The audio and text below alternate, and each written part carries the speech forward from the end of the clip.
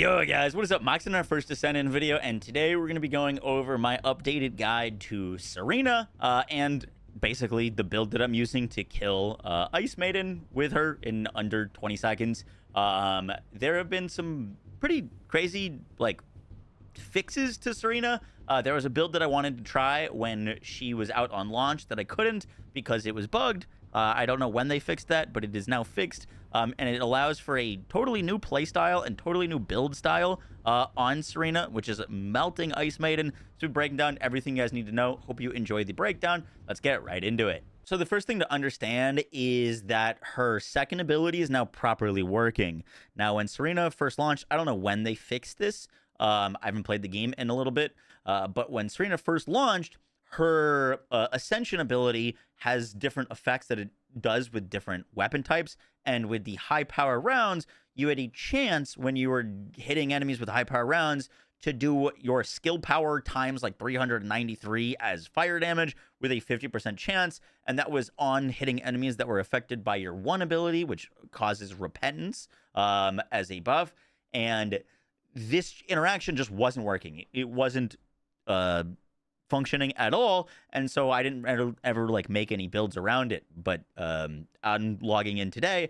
This is now fixed, and so this is now, while Serena's 4 was incredibly strong, this is incredibly strong because it allows you, whenever you're shooting at enemies that are procced with this debuff from her 1, to deal additional skill power damage times 393, which is a lot of damage, and it's on a 50% chance. And what we can do with that is we can pair Serena with a high power round weapon that fires quickly and fires a lot of pellets to give a lot of chance to proc this. And we're using multi-hit, so we have more chance for all of our shots to proc this. And then we're firing a shotgun, basically, that is doing an F-ton of skill damage. While it might look like we are doing a lot of gun damage, the majority of our damage is actually coming from these skill power procs from Ascension, meaning that we need to have her 2 active, and we're going to be just pumping out damage with a shotgun, proccing a bunch of skill power. So for the actual mods that we're using on Serena, we're building entirely around her 2 and the high power rounds additional effect, the skill power times 393 with a 50% proc chance. Basically, we're going to be building it so that our guns and everything are just going to be proccing this as fast as possible. And we're going to get as much skill power as possible with, enough quality of life as well to really amp up our damage. So we're going to be building HP. HP here is to increase our survivability, while the 4th is going to be dealing damage for us. It is a fraction of the damage that's going to be getting output in comparison to the amount of damage that the 2 is going to get put out. And the 2 is scaled by skill power. The 4 is scaled by HP. In comparison, putting them both, if you go full HP, you're going to be doing a fraction of the damage that you'd be doing if you're going to be doing full skill. So we're going a full skill build. We're going to be rocking Dangerous Ambush for when the Colossus goes down. We get a bunch more skill attack power, which is awesome. And then we're rocking Singular Amplification, Fire Amplification, Singular Specialist, and Power Increase. All of these mods are just going to be stacking up a bunch of extra damage for us. I'm using Power Increase because it is more damage than Fire Specialist. On average, Power Increase is going to give us a multiplier to our skill power versus Fire Specialist is fire skill power. We're already getting a bunch of fire skill power from Fire Amplification, so it is less damage to use Fire Specialist. However, while Dangerous Ambush is up, because this is general skill power and this is general skill power, Power Increase technically gets diminishing returns from Dangerous, so then Fire Specialist would be better for consistency. And a lot of the times that we're shooting the boss, it's not down. I'm going Power Increase. You could go Fire Specialist if you want, but in my testing, Power Increase is better there. Then we're also going to be putting on some quality of life mods for Nimble Fingers, which is going to give us more cooldown, and Skill Extension, which is going to give us more uptime. More uptime on Skill Extension is more uptime on our Repentance buff, which is going to be dealing basically all of our damage here. And then cooldown so that we can dash. If we need to reload, we don't want to take the time to reload. We want to have our dash always up. So I put some cooldown there with some skill costs so that we always have the ability to have be airborne. If we're not airborne, if this 2 is not active, we have 0 damage. So really important to get some extra skill cost. And then I just threw Fire Succinctium on here for some more fire skill power, because, you know, now this is technically more valuable than something like a spear, because it is specific fire skill power for us. So that is really good.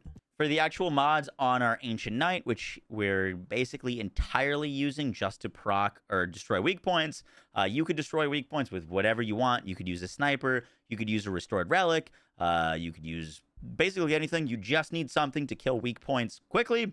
I'm using the Ancient Knight because it's a very synergistic weapon with Serena, does a bunch of fire damage, and it's built for multi-hit. You don't like technically need to build it for weak point to break weak points. Weak point damage is just an amplifier against when we're hitting those weak points, but this is the setup that I'm basically using. So we're going for mainly like multi-hit and damage with fire rate and more fire damage. And then I threw on a rank 1 firing Fiesta. Whenever you dash with Serena, it counts as a reload. So whenever you reload at the start of the fight, your goal is to break all 3 weak points while this is procced, which is, you know, pretty handy. If you don't break all 3 weak points with the Ancient Knight during this Fiesta, that's fine. Just dash again and keep shooting. Then for our shotgun. Now, I want to make one thing clear here. You could use the Smithereens. You could use the Executor.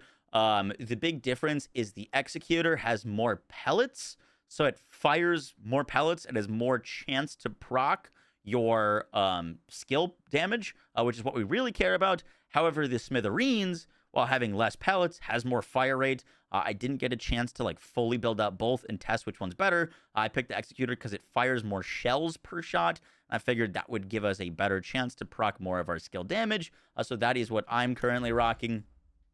Now, for the build on this, we're rocking a pretty weird build, and that is because, once again, we don't really care about the damage of the Executor. The Executor is just being used as a vehicle for skill damage. And so what we want is the Executor to fire quickly, we want it to do fire damage, and we want it to multi-hit. When it multi-hits, it has a chance to proc the skill damage again. We're over 100% multi-hit chance on the Executor while we're airborne, and part of that is because we're using multi-percussion sight. This gives us flat 50 multi-hit chance. We're going to be rocking multi-piercing trigger for another 15% multi-hit chance. Multi-hit damage, once again, does not matter. Like, a lot of the damage things don't really matter. Multi-trigger support is going to give us more rounds and more multi-hit chance. And then we're going to be going shell up for the more capacity, more shells, more procs. And then we're going to be using a bunch of like damage things for like fire.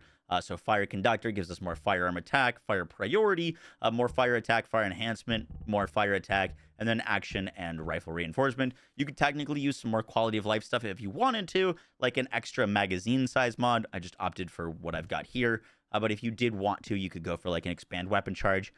Not super important to get as much magazine size as possible, just because Serena has a reload, but getting 1 magazine size mod did feel pretty good to me. For the rolls on the Ancient Knight, I've got fire attack, firearm attack, more fire attack, and then fire rate. A little bit confusing. We're just building an elemental weapon.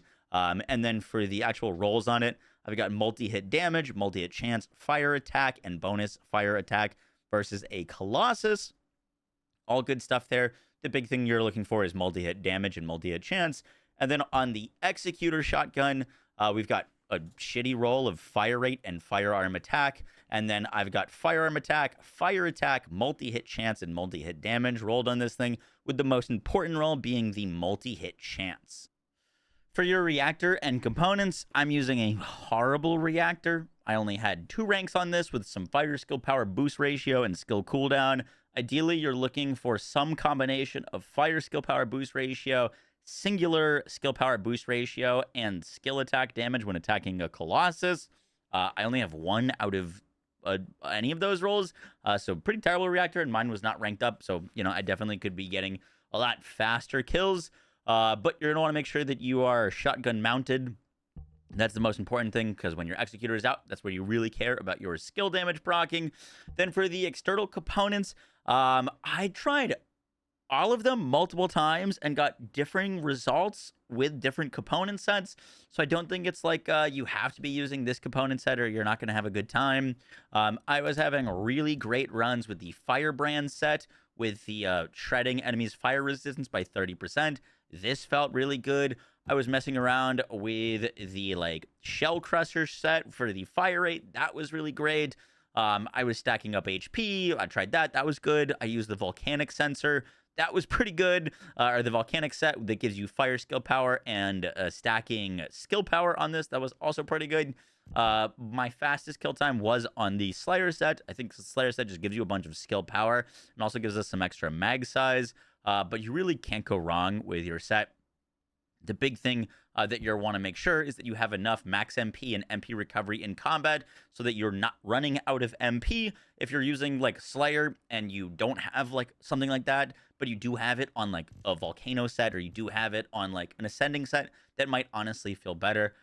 Just kind of make sure that you're looking for some good rolls, and max MP and MP recovery in combat is super helpful for this fight so that you can kill the boss before you run out of MP, because if you run out of MP, you're not going to have a good time. For your inversion reinforcement, you're going to want Aerial Maneuvering Raider. This gives you more multi-hit chance while in the air, which is awesome. We're going to be using fire focus rounds for more firearm attack or fire attack. And then I'm also using strike point amplification for the extra weak point damage. For the Arche tuning board, if you don't have a mutant cell yet, just take these points basically and invest them into skill power and pick up all of the like skill power nodes that you can. Once you do, I think this is the way to go.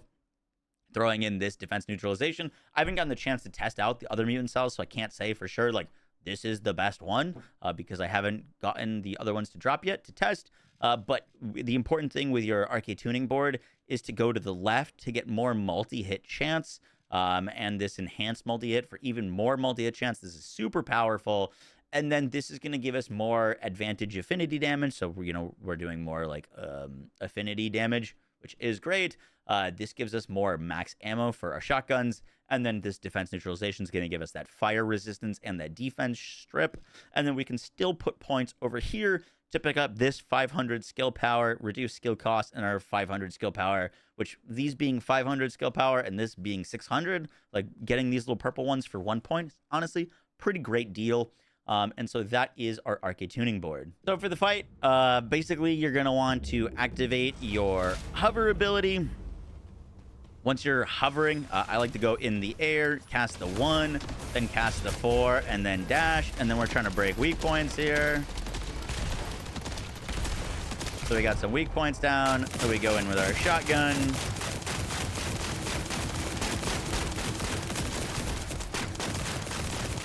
And the boss is done. Easy peasy. Guys, that's going to do it for the video. I hope you enjoyed. Let me know what kind of content you're looking to see in TFD right now. Do you want to see updated build guides? And if so, for what Descendants? Just, yeah, let me know. I'll catch you on the next one, guys. Take care. Bye.